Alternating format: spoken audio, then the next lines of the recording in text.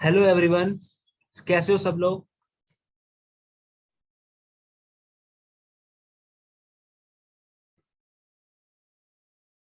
कैसे हो सब लोग। बढ़िया सर जी। बढ़िया हो।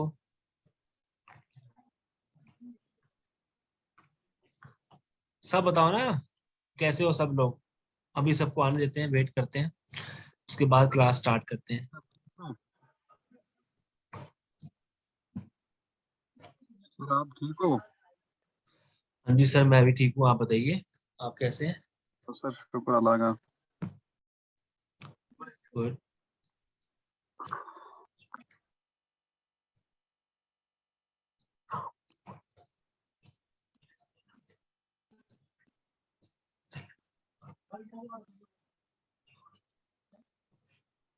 तो चलिए फिर हम स्टार्ट करते हैं। स्टूडेंट जुड़ते रहेंगे अपने आप, ठीक है। ठीक है जैसे सर। कल हमने पढ़ा था प्रेम्बल के बारे में। कल हमने प्रेम्बल पढ़ा था। आज हम पढ़ने वाले हैं शेड्यूल्स के बारे में। शेड्यूल्स क्या होते हैं, सबसे पहले मैं आपको ये बताऊंगा। शेड्यूल वो है, जैसे मैंने आपको कल बताया था कि हमारा कॉन्स्टिट्यूशन बहुत ही लेंथी है, बड़ा है काफी। तो हम हर चीज उसके अंदर मेंशन नहीं कर पाए, ठीक है ना। हमारा जो कॉन्स्टिट्यूशन है बहुत ही लेंथी था, हम हर चीज उसके अंदर मेंशन नहीं कर पाए। जो जो हमने मेंशन नहीं किया उसको हमने शेड्यूल की फॉर्म में दे दिया, जो आज हम पढ़ने वाले हैं शेड्यूल्स, ठीक है ना। जो जो हम उसमें मेंशन नहीं कर पाए हैं वो चीजें हमने शेड्यूल के द्वारा बता दी गई है। हमारे 12 शेड्यूल हैं। टोटल कितने शेड्यूल हैं? 12 शेड्यूल्स हैं हमारे, 12। एक एक करके पढ़ते चलेंगे। इसकी ट्रिक मैं लेके आया हूँ। शेड्यूल्स हेडिंग बना लो अपने नोटबुक के अंदर। 12 schedules.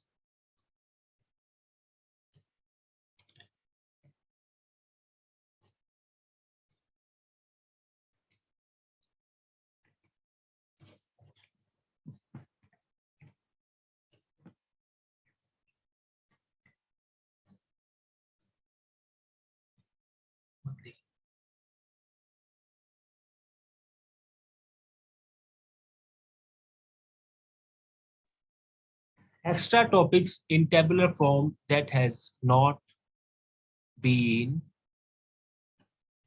covered in articles and constitutions, ठीक है। जो हम कॉन्स्टिट्यूशन के अंदर अपने आर्टिकल्स के अंदर पॉइंट्स के अंदर कवर नहीं कर पाए चीजों को, उसको हमने शेड्यूल्स की फॉर्म में कवर किया है, ठीक है।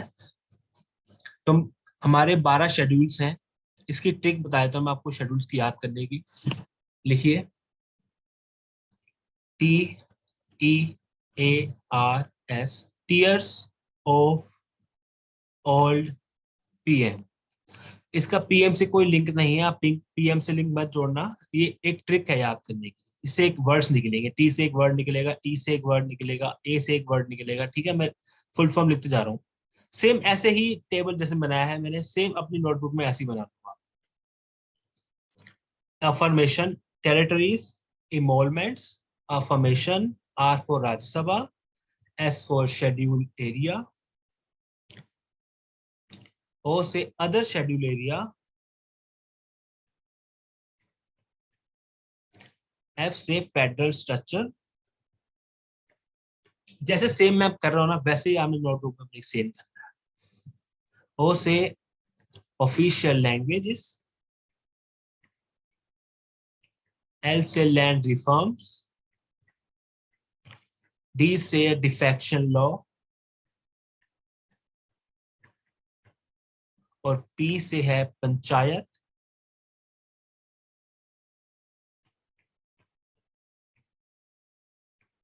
एंड लास्ट एम से है म्युनिसिपैलिटी। पहले इसको नोट डाउन करो, फिर मैं वन बाय वन सबको समझाता जाऊंगा शेड्यूल्स के बारे में, और जो मैंने लिखा है आपको। पहले इसको नोट करो अपनी बुक, नोटबुक के अंदर। जब हो जाए तो बताना मेरे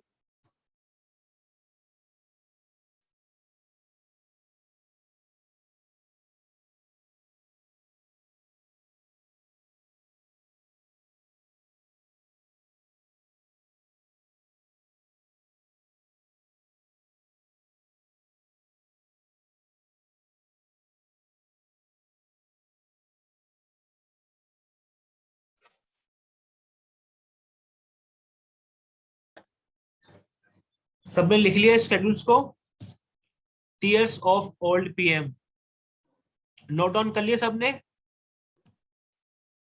T for territories, E for emoluments, A for affirmation, R for Rajya Sabha, S for scheduled area, O for other scheduled area, F for federal structure, O for official language, L for land reforms, D for defection law, and P for panchayat, and the last one is M for municipality. ये हमारे schedules हैं जिनको हमने अपने articles में points में cover नहीं किया गया है हमारे कॉन्स्टिट्यूशन के अंदर, उसको हमने शेड्यूल की फॉर्म में कवर कर लिया है। ठीक है, सबको क्लियर हो गया शेड्यूल क्या है हमारे? ये 12 शेड्यूल्स हैं। अब वन बाय वन हम सबको समझते हुए चलेंगे कि ये सबके मीनिंग में क्या है। पहले स्टार्ट करते हैं। सबको ट्रिक याद होगी, tears of old PM. Tears of old PM, इससे आप अगर पेपर में क्वेश्चन आता है आपसे कुछ भी शेड्यूल के बारे में, 6 शेड्यूल 7 शेड्यूल, तो आप आपके माइंड में ट्रिक घूमेगी। टीयर्स ऑफ 7 कौन सा हो गया? एफ, फेडरल स्ट्रक्चर, सीधा पहुंच जाओगे। ट्रिक इसीलिए बनाई है मैंने जिससे आपको इजी हो जाए याद करना। तो वन बाय वन हम पढ़ते चलेंगे। First, territory.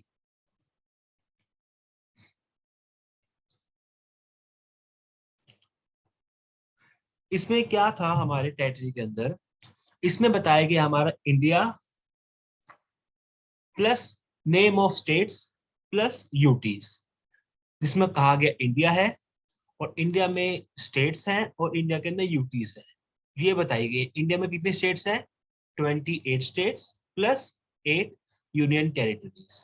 ये बताया गया है हमारे पहले शेड्यूल के अंदर, नेम्स प्लस यूनियन टेरिटरीज।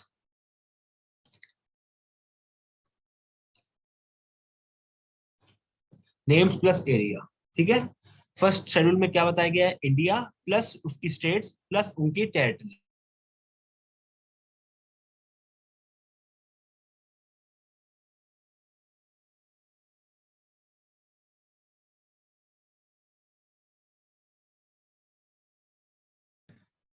जैसे मैं आपको अभी शेड्यूल्स के बाद ना आर्टिकल्स पढ़ाऊंगा, आर्टिकल्स शेड्यूल्स के बाद आएंगे।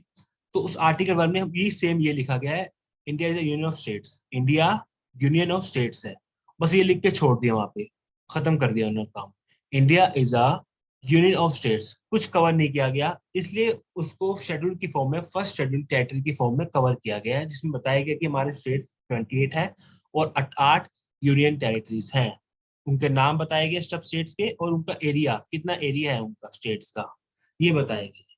ठीक है, क्योंकि आर्टिकल 1 में कुछ कवर ही नहीं किया गया हमारा, सिर्फ एक लाइन लिख के छोड़ दी, India is a union of states बात कर, इसलिए शेड्यूल में कवर किया गया उस चीज को, कि बताया गया कि इन सब स्टेट्स के नाम प्लस उनके एरिया, सब यूटीज के नाम और उनके एरियाज। ठीक है, ये पहला पॉइंट सबको क्लियर हो गया।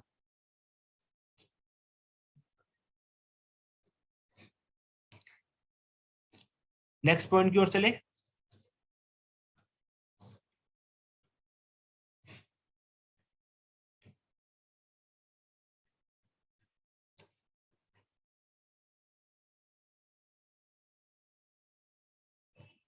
E for इमोलमेंट्स। इमोलमेंट्स का मतलब क्या होता है? Extra benefits. जो एक्स्ट्रा बेनिफिट्स मिलेंगे मिनिस्टर्स को, जैसे प्रेसिडेंट हो गए हमारे, गवर्नर्स हो गए, वाइस प्रेसिडेंट हो गए, इनको एक्स्ट्रा बेनिफिट्स क्या मिलेंगे? सैलरी, प्रिविलेजेस, अलाउंस मिलेंगे इनको। जो इमोलमेंट्स मतलब एक्स्ट्रा बेनिफिट्स, क्या क्या प्रोवाइड किए जाएंगे। और इसमें जैसे मेंबर ऑफ पार्लियामेंट, जजेस, इन सब की एक्स्ट्रा बेनिफिट्स की बात की गई है। ठीक है, नोट डाउन करो इसको।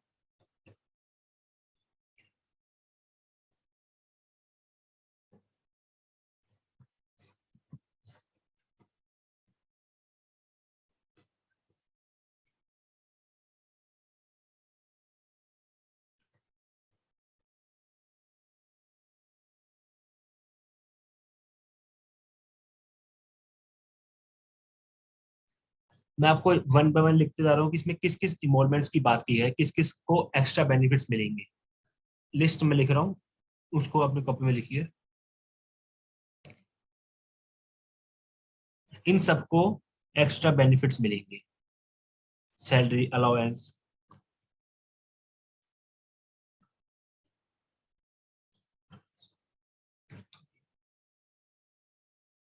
President, governor of states, speaker of Lok Sabha,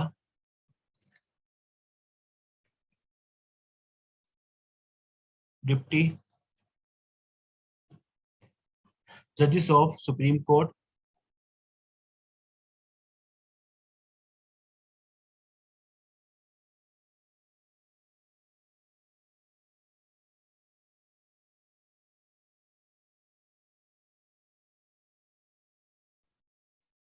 judges of Supreme Court and High Court, Speaker of Lok Sabha and Deputy Speaker of Lok Sabha,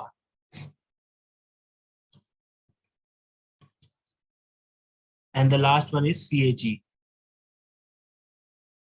Comptroller, Auditor General. इन सब की इनवॉल्वमेंट्स की बात की गई है हमारे सेकंड शेड्यूल के अंदर।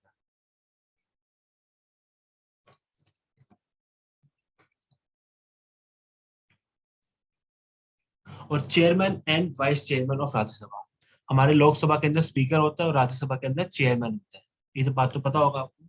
हमारे लोकसभा के अंदर स्पीकर होता है और राज्यसभा के अंदर चेयरमैन होता है।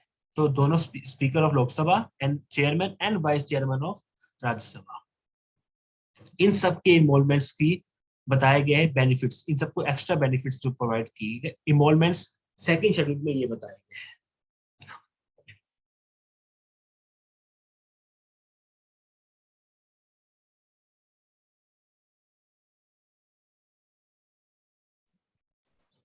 प्रेसिडेंट एक होता है, ठीक है, और कौन है इस समय?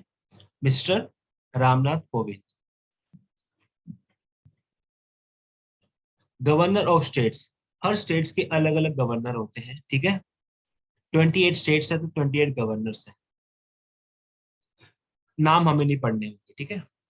स्पीकर ऑफ लोकसभा एक ही होता है, इस समय कौन है हमारा? Om Birla. Deputy speaker of Lok Sabha जो स्पीकर के नीचे होता है, कौन है वो?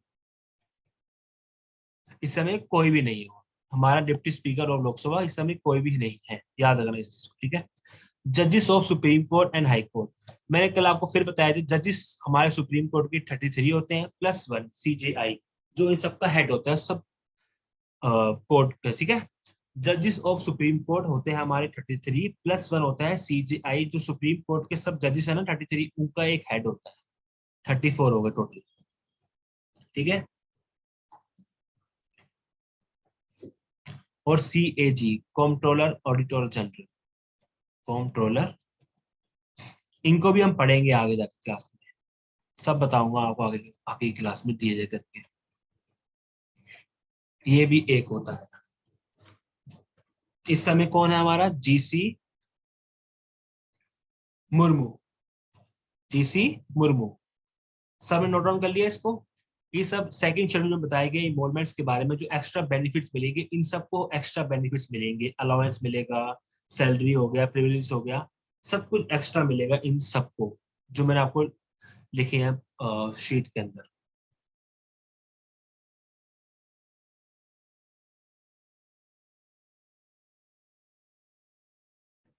अच्छा, आपने नोटिस किया कि मैंने इसके अंदर प्राइम मिनिस्टर और CM नहीं लिखा?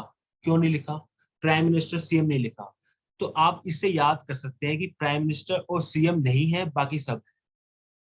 अगर आपसे पूछा जाता है ना कि सेकंड हमारे कॉन्स्टिट्यूशन में क्या क्या बताया गया है शेड्यूल के अंदर, तो आप इसे याद रख सकते हैं कि PM CM इसमें नहीं है, बाकी सब है। CM और PM नहीं है, बाकी सब है, सब कवर हो गए, ठीक है। ये याद करने का तरीका हो जाएगा आपका।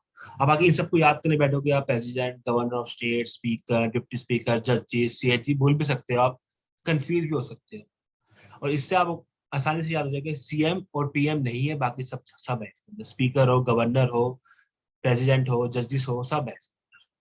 इससे इजी हो जाएगा आपको याद करना। CM और PM इसमें नहीं है इन्वॉल्वमेंट, उनको एक्स्ट्रा बेनिफिट्स नहीं प्रोवाइड होते, ठीक है। नोट डाउन कर लिए सबने? आगे बढ़े? किसी को डाउट है तो पूछो।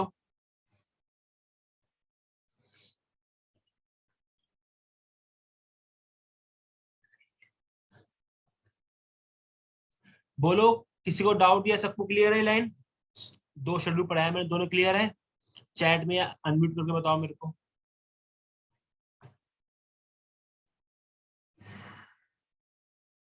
बोलो भाई।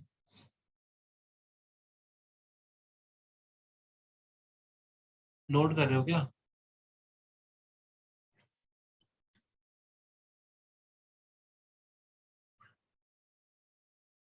अरे मुझे बताओ, ये क्लियर है सबको? जब तक बताओगे मैं आगे कैसे बढ़ूंगा? किसी को डाउट चल रहा है इसके अंदर तो पूछो। क्लियर है? दो शेड्यूल पढ़ाया मैंने तुम्हें, सबको क्लियर है?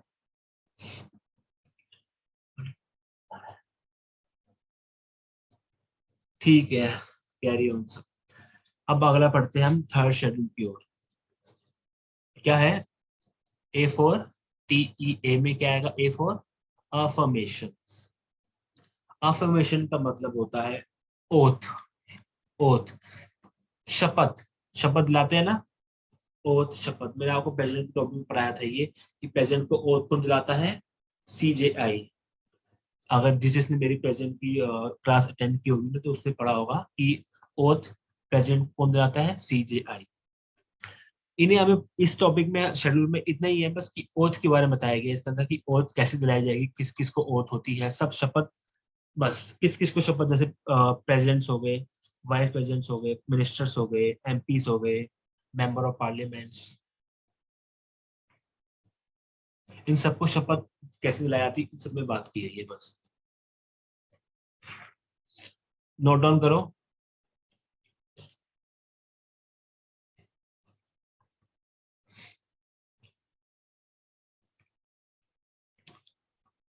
इन सब की ओथ के बारे में बात की गई है।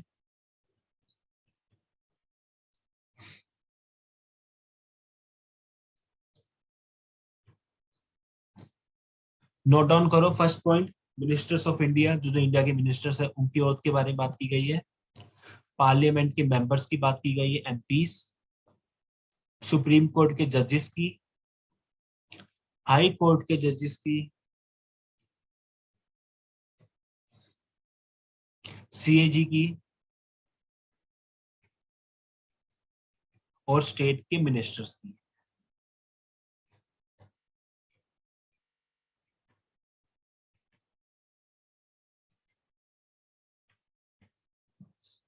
इन सब के ओथ की बात की गई है। Ministers of India, parliament members, supreme court के जजेस की, हाई कोर्ट के जजेस की, states ministers and state legislative assembly. ठीक है, इन सब की ओथ की बात की है, इनको शपथ दिलाने की बात की गई है और कुछ ज्यादा नहीं पढ़ना है इसमें हमें।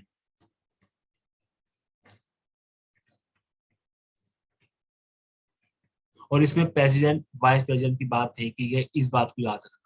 हमें शेड्यूल 1 में पढ़ा था ना, कि हमने शेड्यूल 1 में पढ़ा है सेकंड वाले में, इमोलमेंट्स में, कि उसमें PM CM की बात की गई है। तो इसमें याद रखना कि हमें थर्ड वाले में प्रेसिडेंट और वाइस प्रेसिडेंट की बात नहीं की गई है। नोट डाउन कर लिए सबने ये?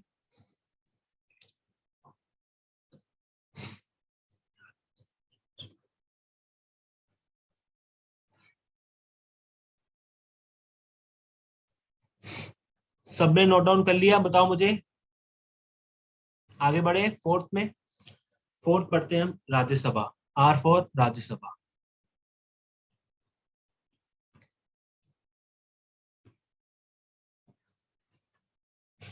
पता है, इस टॉपिक को मैं आपको अलग से पढ़ाऊंगा जब मैं आपको इस राज्यसभा के बारे में बताऊंगा। इसमें सिर्फ ये बताया गया एलोकेशन ऑफ सीट्स के बारे में, राज्यसभा की सीट्स के बारे में बताया गया है, कि कितनी सीट्स कौन कितनी होंगी। अब वैसे अभी राज्यसभा की सीट्स हमारी 245 है।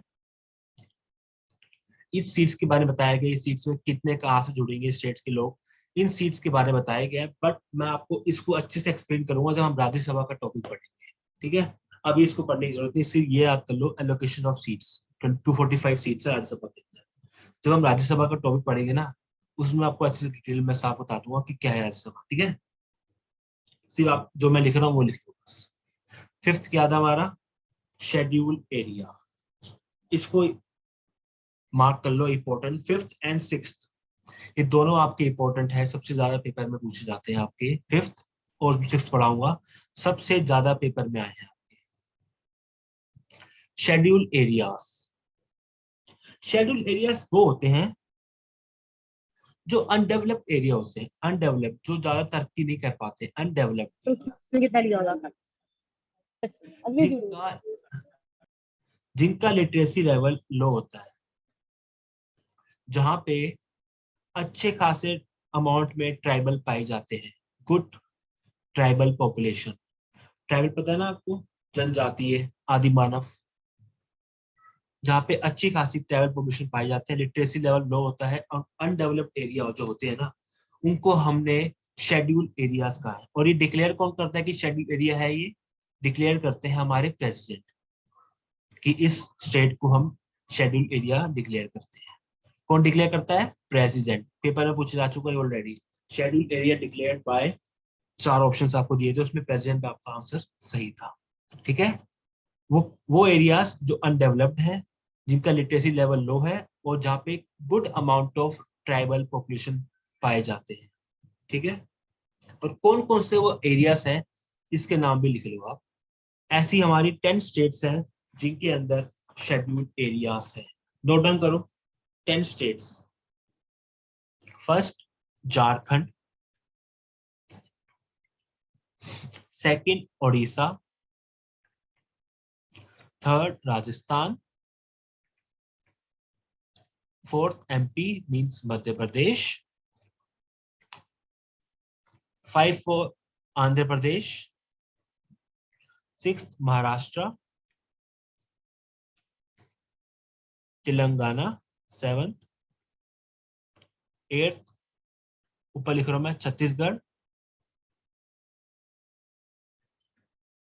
9th Gujarat, and the last one is Himachal प्रदेश।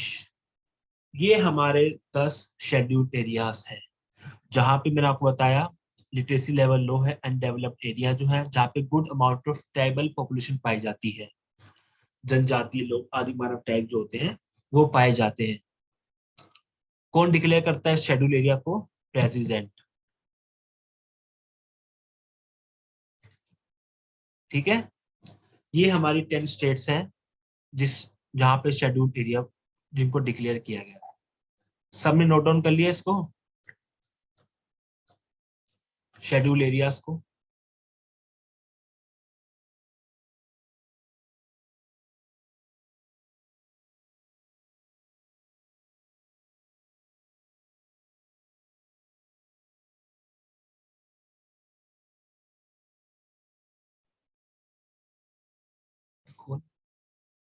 और पूरी ये जो आपने स्टेट्स लिखाई है 10 स्टेट्स, ये पूरी पूरी 10 स्टेट्स के अंदर नहीं है।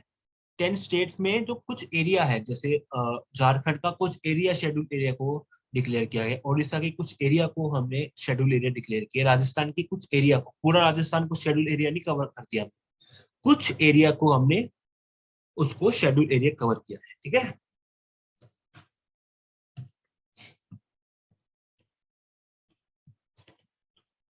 और अगर प्रेसिडेंट चाहे तो जो शेड्यूल एरिया का जो एरिया होता है उसको बढ़ा भी सकता है और घटा भी सकता है। ठीक है, पर रिकमेंडेशन किसकी रहेगी? गवर्नमेंट, क्योंकि स्टेट में कौन हेड होता है? गवर्नर।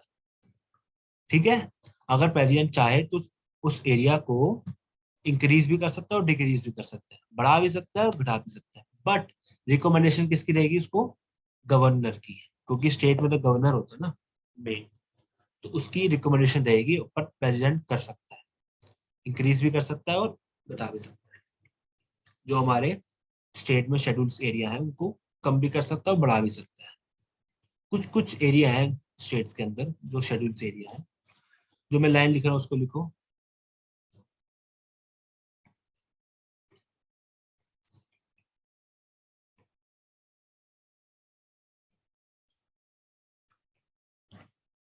लिख लिया? The president can change, increase, alter boundary of any schedule area, the approval of state governor. ठीक है, उनको अप्रूवल लेना पड़ेगा स्टेट गवर्नर का, जिस स्टेट की वो बाउंड्री कम कर रहे हैं, ज्यादा कर रहे हैं, चेंज कर रहे हैं। ठीक है, उस स्टेट के गवर्नर का अप्रूवल लेना पड़ेगा, तो वो चेंज कर सकते हैं इस एरिया को। ठीक है, एरिया की बाउंड्री को चेंज कर सकते हैं, बाई चांस थोड़ी इंक्रीज करना है, शेड्यूल एरिया बढ़ाना है तो चेंज बढ़ा भी सकते हैं। जैसे देखो मैं बढ़ा रहा हूँ, इतना बढ़ाना है तो बढ़ा सकते हैं इससे। पहले इतना था और आगे करते हैं। झारखंड लेके चलता हूँ, एग्जाम्पल मैं आपको देके चलता हूँ। सबको क्लियर हो गया शेड्यूल एरियाज?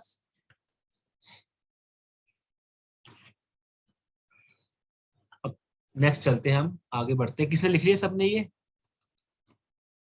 मैं रिलीज कर रहा हूँ। सिक्स्थ, ये भी बहुत इंपॉर्टेंट है।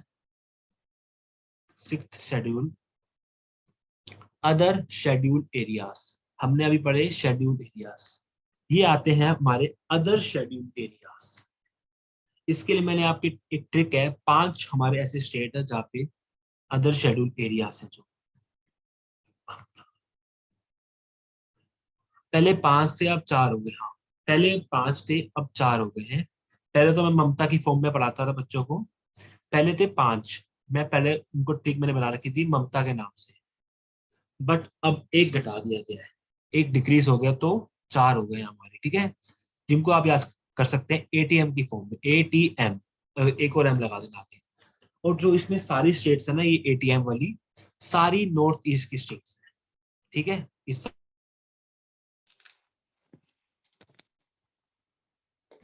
अच्छा, सबको मेरी वॉइस क्लियर आ रही है? सबको मेरी वॉइस क्लियर आ रही है? बताओ फटाफट मुझे, किसी का मैसेज आया कि वॉइस का इशू आ रहा है। अरे बताया करो यार, बताओ, अगर नहीं तो कैसे चलेगा? अनम्यूट करके बताओ या चैट बॉक्स में बताओ, वॉइस में कोई इशू तो नहीं आ रहा मेरी?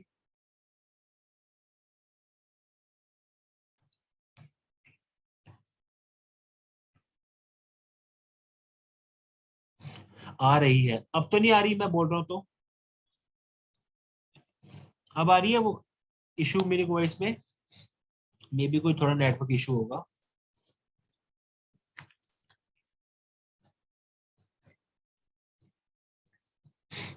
अच्छा, मैं रिपीट कर देता हूँ इसको। सिक्स्थ शेड्यूल पढ़ रहे हैं हम, जो कि है अदर शेड्यूल एरियाज। पहले है ये 5 थे, अब एक कम हो गए हैं। ठीक है, पहले मैं पढ़ाता था बच्चों को ममता की फॉर्म में, MAMTA, बट अब 4 हो गए तो ट्रिक भी चेंज हो जाएगी। तो अब ATM हो गया है। एटीएम, एटीएम कहते हैं ना, एटीएम कार्ड, एटीएम। तो एक और एम कर दो आप आगे, ATM। ठीक है, अब मुझे मैंने आपको बताया कि नॉर्थ ईस्ट की स्टेट्स था, तो मुझे अपनी नॉर्थ ईस्ट स्टेट्स की फटाफट लिख के चैट में लिख के दो अपनी नॉर्थ ईस्ट स्टेट्स के नाम।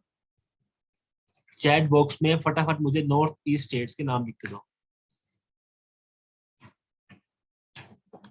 फटाफट टाइप करके चैट में लिख के दो मुझे नॉर्थ ईस्ट स्टेट्स के नाम।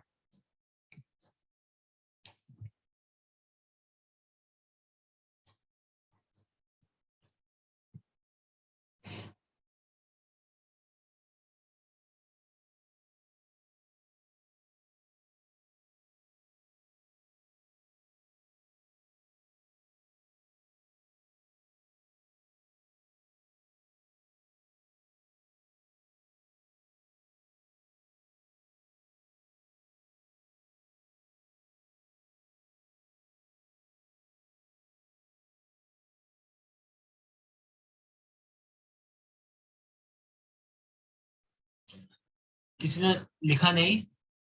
चलो कोई नहीं, मैं बताता हूँ। A for Assam, T for Tripura, M for Meghalaya and M for Mizoram. ये 4 स्टेट्स हैं अंडर शेड्यूल्ड एरियाज।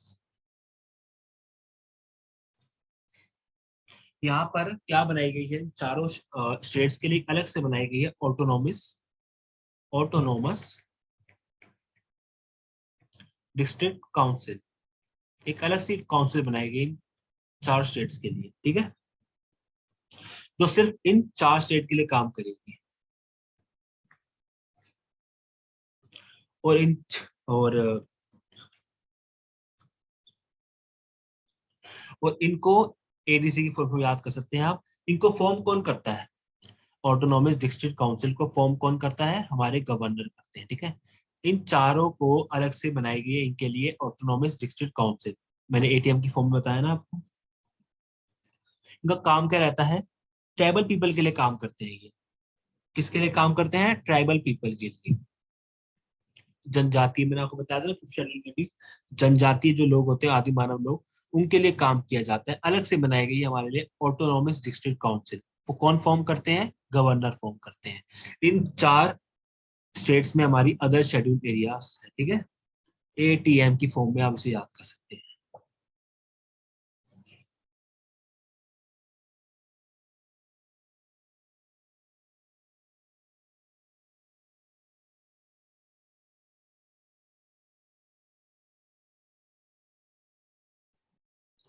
ये 4 स्टेट्स, जो चारों स्टेट्स हैं, वो चारों के चारों नॉर्थ ईस्ट है हमारे। असम भी हमारी नॉर्थ ईस्ट पड़ती है, त्रिपुरा भी, मेघालय, मिजोरम, ठीक है। इनके अलग से बनाए गए ऑटोनॉमस डिस्ट्रिक्ट काउंसिल कौन फॉर्म करते हैं, उनको गवर्नर, ट्राइबल पीपल के लिए काम करने के लिए, ठीक है। सबका क्लियर हो गया ये 7 शेड्यूल पढ़ू।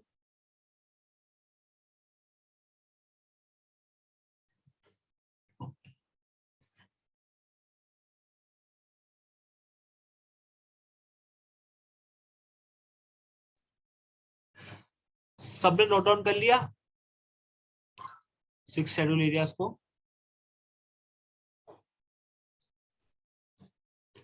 नोट डाउन हो गया सबका, अदर शेड्यूल एरिया जो लिखवाया मैंने।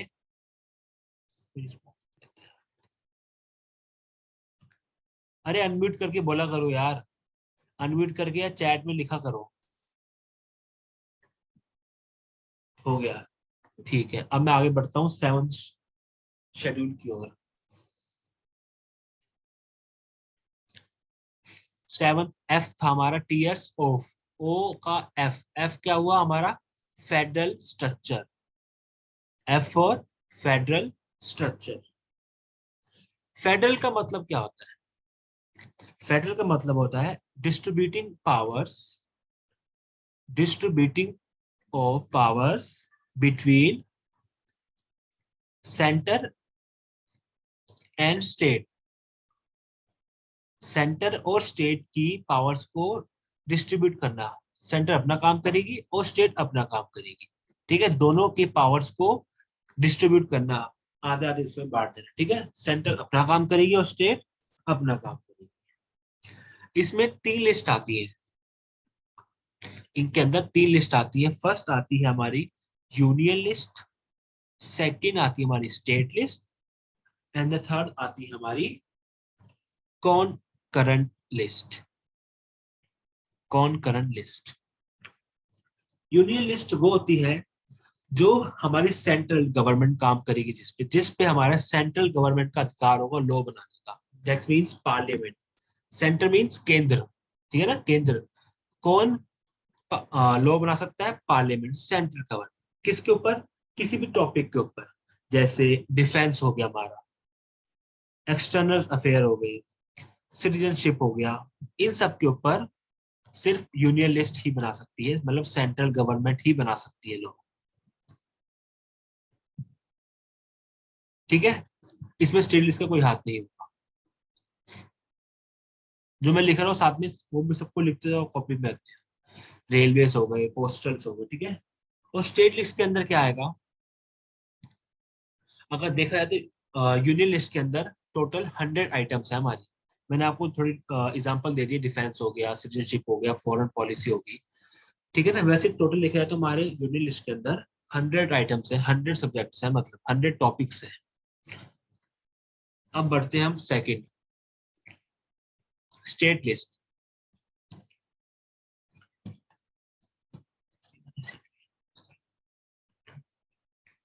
वैसे ही हमारे स्टेट लिस्ट में 61 टॉपिक्स है। मैं एग्जांपल देता हूँ कौन कौन से हैं। जैसे पंचायत हो गया हमारा, म्युनिसिपैलिटी हो गया, हेल्थ हो गया, एग्रीकल्चर हो गया। इन सब के ऊपर लॉ सिर्फ स्टेट ही बना सकती है, ठीक है। जैसे मैंने आपको बताया यूनियन किस किस पे बना सकती है, डिफेंस पे, सिटीजनशिप पे, फॉरेन पॉलिसी पर, रेलवेज पर। वैसे ही स्टेट लिस्ट किस पे बना सकती है, पंचायत पर, म्युनिसिपैलिटी पर, हेल्थ पर, एग्रीकल्चर पर, ट्रांसपोर्ट पर, इन सब पर लॉ कौन बना सकता है? हमारी स्टेट। ठीक है, 61 है टोटल आइटम। नोट डाउन कर लो इसको। उसके बाद आएगी हमारी कॉन्करेंट लिस्ट, जिसमें टोटल 52 आइटम्स है हमारी, 52 टॉपिक्स है हमारी। इसका मतलब ये होता है जिसपे दोनों ही लॉ बना सकती है, उस पे यूनियन भी बना सकती है और स्टेट भी बना सकती है, सेंट्रल गवर्नमेंट भी बना सकती है और स्टेट गवर्नमेंट भी, दोनों की दोनों उस टॉपिक पर लॉ बना सकती है। जैसे एजुकेशन हो गया, सेंट्रल का भी होता है एजुकेशन, सीबीएसई हो गया। स्टेट स्टेट का भी होता है, स्टेट बोर्ड भी होते हैं हमारे और सीबीएसई बोर्ड भी होते हैं, है ना। सेंट्रल बोर्ड भी होते हैं हमारे, स्टेट बोर्ड भी होते हैं। एजुकेशन हो गया, मैरिज हो गया, डिवोर्स हो गया, ये सब आते हैं हमारी कॉन्करेंट लिस्ट पे, जिसपे हमें हमारे यूनियन भी बना सकते हैं और स्टेट भी। ठीक है, सेंट्रल गवर्नमेंट भी और स्टेट गवर्नमेंट भी, दोनों लॉ बना सकते हैं। ठीक है, क्लियर हो गया।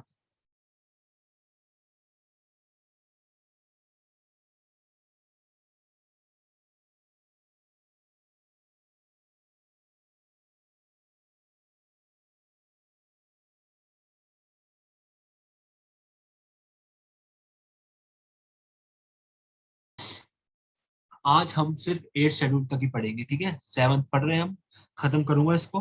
उसके बाद हम 8 तक ही पढ़ेंगे, क्योंकि आज थोड़े बच्चे भी कम है, मे बी ईद की वजह से।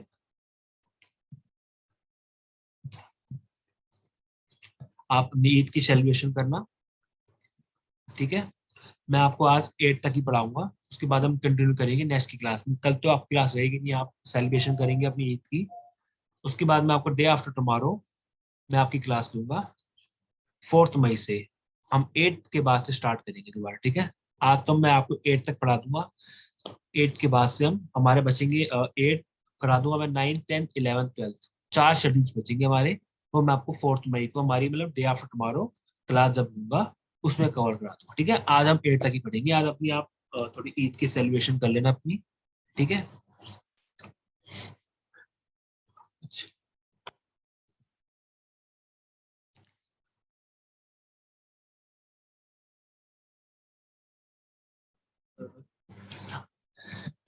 यहाँ तक सबने लिख लिया? सबने लिख लिया। मैं आगे कुछ बताने वाला हूँ 7th के बारे में और कुछ।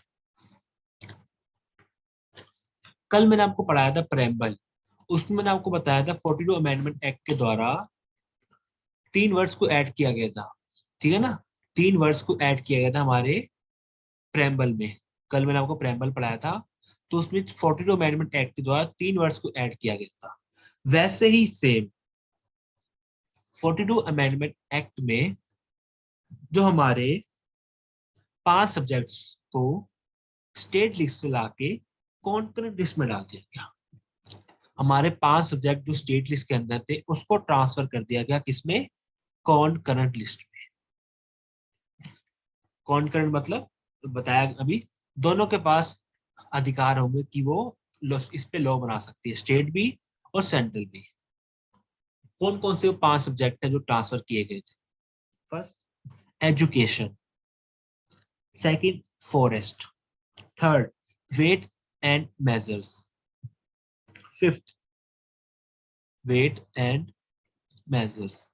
Fifth, administrative of justice. हमें जस्टिस कौन देता है? कोर्ट, बताया था मैंने कल। Fifth, protection of wild life.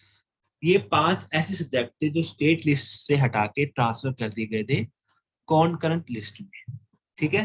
सबको क्लियर हो गया ये मैंने आपको एक्स्ट्रा बताया, आपको कहीं मिलेगा नहीं है, मैंने आपको एक्स्ट्रा बताया ये।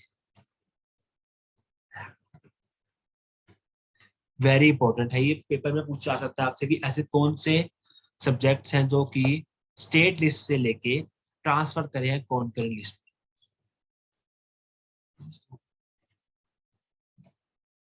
इन 5 के नाम आपको याद होने चाहिए, अपनी कॉपी में नोट डाउन कर लो फटाफट इसको। फिर हम बढ़ेंगे आगे 8 शेड्यूल्स की ओर।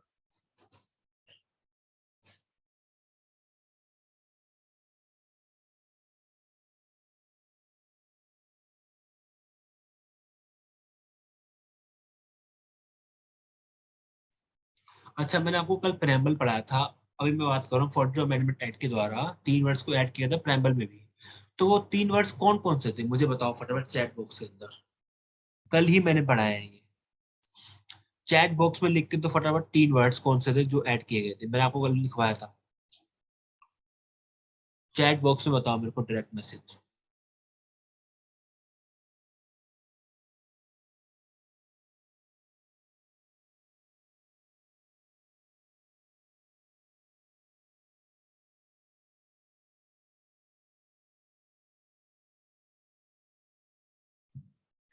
सही जवाब आ रहे हैं, बिल्कुल सही। इकरा रॉन्ग। इकरा रॉन्ग आंसर आपका। मैं बताता हूँ। सेकुलर था, सोशलिस्ट था और इंटीग्रेटिव था। कल मैंने आपको लिखवाया था स्पेशली ये चीज। ये 42 अमेंडमेंट एक्ट के द्वारा ऐड किया गया था प्रेम्बल में। ये प्रेम्बल का हिस्सा नहीं थे पहले। फिर हमने इन तीनों को ऐड किया गया था। किसने मुझसे क्वेश्चन पूछा था कि इनको ऐड क्यों किया था। फिर मैंने एग्जांपल भी दिया था कि व्हाट्सएप जैसे अपडेट होता है हमारा, वैसे ही हमारा प्रेम्बल भी अपडेट होता रहता है। उसमें वर्ड्स जुड़ते रहते हैं, है ना। जैसे हमारे व्हाट्सएप पे कुछ ना कुछ नए नए फीचर्स आते रहते हैं ना, वैसे ही हमारे प्रेम्बल में हर चीज में नए नए फीचर्स आते रहते हैं, नए नए वर्ड्स को ऐड करते जाता है। वैसे ही 3 वर्ड्स को ऐड किया गया था सेकुलर, सोशलिस्ट, इंटीग्रेटिव प्रेम्बल में 42 अमेंडमेंट एक्ट द्वारा। और सेम 42 अमेंडमेंट एक्ट के द्वारा स्टेट से 5 सब्जेक्ट को ट्रांसफर किया गया था कॉन्करेंट लिस्ट में। और ये 5 सब्जेक्ट मैंने आपके सामने मेंशन कर दिए हैं। इनका याद कर लेना, मैं बहुत इंपॉर्टेंट है। सबको क्लियर हो गया अब ये। अब बड़े 8 शेड्यूल की ओर। सबने लिख लिया होगा। अब मैं बढ़ता हूँ 8 शेड्यूल की ओर, जो कि है हमारा O for official languages. Official languages, हमारी ऑफिशियल लैंग्वेजेस के बारे में बात की गई इसके अंदर। कौन सी है हमारी ऑफिशियल लैंग्वेज, कितनी है? टोटल है हमारी 22। टोटल कितनी है हमारी? 22। पहले थी 14, उसके बाद प्लस हुई 1, जो हमारी ओरिजिनल थी। उसके बाद एक 14 + 1, 14 + 1 +3 + 4, ऐसे कर करके ऐड किया गया उसको, +3 एंड +4। जो 14 तो हमारी ओरिजिनल लैंग्वेज पहले थी। उसके बाद जो 8 ऐड की गई थी वो थी सिंधी। उसके बाद जो 3 ऐड की गई थी हमारी वो थी नेपाली, मणिपुरी, कोंकणी। इन 3 वर्ष लैंग्वेजेस को फिर दोबारा ऐड किया गया था। और +4 मीन्स 4 लैंग्वेज और ऐड की गई। कौन कौन सी? बोडो। इन सबको नोट डाउन करते जाओ side by side. Dogri, Maithili, Santhali. इन सब लैंग्वेजेस को ऐड किया गया था। पहले हमारी 14 थी ऑफिशियल लैंग्वेजेस ओरिजिनल, बट फिर उनको एक ऐड किया, फिर 3 ऐड की, फिर 4 की। टोटल हमारी कितनी हो गई? 22। ये हमारी ऑफिशियल लैंग्वेजेस। हमको इन लैंग्वेजेस का अधिकार है बोलने का। हम कुछ भी इस पे अगर जैसे पार्लियामेंट में कुछ काम होता है या कुछ वर्क होता है तो इसके बेसिस पे वर्क हो सकता है, ठीक है, इन लैंग्वेज के बेस पे। ये हमारी ऑफिशियल लैंग्वेजेस। अच्छा, ये जो मैंने 14 हमारी जो ओरिजिनल थी इनके नाम मैं लिखवाया था आपको। पहले जो 14 जो थी, ये तो मैंने आपको वो लिखवाई ना कि +1 की, +3 +4। जो पहले हमारी 14 जो थी ऑफिशियल लैंग्वेजेस, उसको मैं आपको लिखवाता हूँ साइड में। फर्स्ट, ये तो नॉर्मल है, आपको सबको पता ही होगा। गुजराती, बंगाली, हिंदी, संस्कृत, उर्दू, कश्मीरी, मराठी, मलयालम, तेलुगु, तमिल, कन्नड़, ओडिया, असमी और पंजाबी। ये जो 14 लैंग्वेज मैंने आपको लिखाई है ये हमारी ऑफिशियल लैंग्वेजेस थी। ठीक है, ये 14 नोट डाउन कर लो अपनी नोटबुक के अंदर। प्लस उसमें हमारी 8 ऐड और कर दी गई थी, फॉर्म +1 की पहले, फिर +3 की, +4 की। अब हमारी हमारी कितनी ऑफिशियल लैंग्वेजेस हैं? 22 हमारी ऑफिशियल लैंग्वेजेस है। और इसमें आपने नोटिस किया एक लैंग्वेज नहीं है जो हम आजकल आम भाषा में बहुत बोलते हैं। तो कौन सी लैंग्वेज है जो हमने इसमें नहीं लिखी? बताओ, एक लैंग्वेज मिस करी है मैंने, बताओ कौन सी नहीं है इसके अंदर, जो आजकल बहुत ही नॉर्मल है। Correct answer, English. इंग्लिश हमारा ऑफिशियल लैंग्वेज नहीं है, नहीं आती, याद रखना, इंग्लिश हमारी ऑफिशियल लैंग्वेज नहीं है। ठीक है, यहां तक मैंने आपको बता दिया, 8 शेड्यूल्स बता दिया आपको मैंने। अब जिसको डाउट है हमारे 8 शेड्यूल्स के अंदर वो मुझसे डाउट पूछो। आज की हम इतने ही पढ़ेंगे 8 शेड्यूल। आगे की क्लास में हम 9, 10, 11, 12 पढ़ेंगे।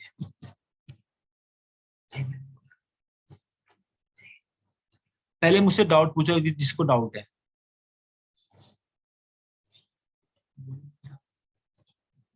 अनम्यूट करके पूछो, बोलो फटाफट, डाउट है तो कोई, या क्लियर है? क्लियर है तो मुझे मैसेज करो या बोलो कि सर क्लियर है।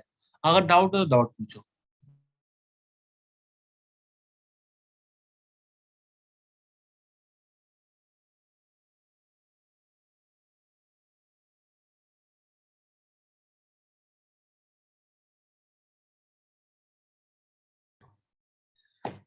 ठीक है, सबके मैसेज आ गया मेरे को क्लियर के, सबको क्लियर है। आज हमने पढ़ लिया 8 शेड्यूल तक। आगे की क्लास में, कल तो क्लास होगी नहीं, परसों की क्लास में हम इसके आगे का पढ़ेंगे, 9, 10, 11, 12 शेड्यूल। ठीक है, तो चलो, गुड नाइट सबको। और वंस अगेन सबको ईद की मुबारक हो। ईद आपकी लाइफ में खुशियां लेके आए, मैं ही दुआ करूंगा।